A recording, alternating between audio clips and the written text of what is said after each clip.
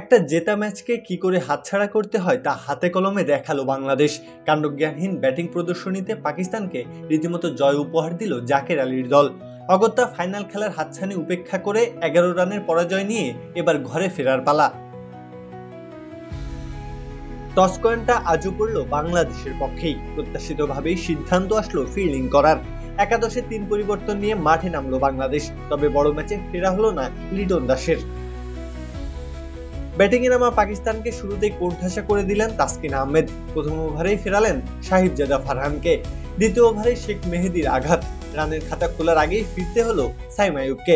বাংলাদেশের জন্য যেন স্বপ্নের মতো শুরু। আর পাওয়ার প্লে শেষে পাকিস্তান তুলল 2 উইকেট হারিয়ে 27 রান।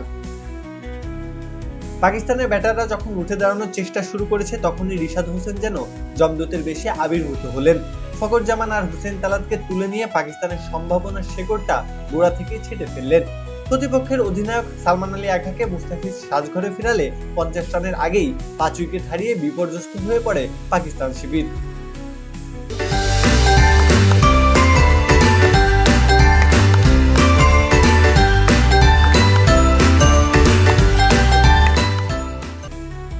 এই পর্যন্ত দেখে মনে হচ্ছিল বাংলাদেশ বোধহয় 110 রানের মধ্যেই বেঁধে রাখতে পারবে।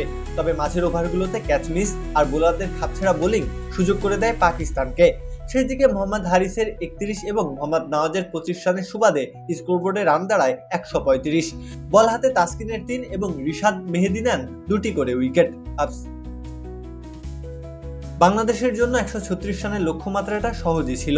তবে ব্যাটাররা আবারও সেই দায়িত্বজ্ঞানহীনতার পরিচয় দিলেন।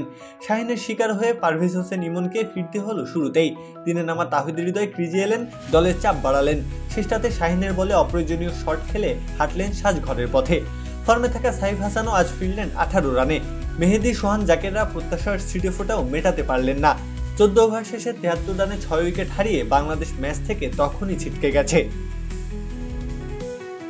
বাকি সময়টা একটা ব্যর্থ চেষ্টা চালান শামীম পাটোয়ারি। তবে ব্যক্তিগত খাতায় 30 রান করে ফিরতে হয় তাকে। আর বাংলাদেশের সম্ভাবনার আলোটা একেবারেই নিভে যায়। শাহিন শাহ আফ্রিদি আর হারিস রউফের বোলিং তাণ্ডব একেবারে চূর্ণ বিচূর্ণ করে দেয় বাংলাদেশের ব্যাটিং লাইন আপকে। দুজনেই নেন 3টি করে উইকেট আর দলকে জেতান 11 রানের ব্যবধানে।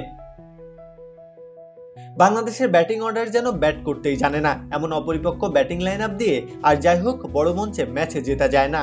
এই জয়ে পাকিস্তানের সামনে খুলে গেল ফাইনালের দরজা। এবার করতে হবে ভারতের মোকাবিলা। আর ব্যর্থতার সঙ্গী করে বাংলাদেশের এবার ঘরে ফেরার পালা। প্রত্যহ কাব্য, খেলা 71।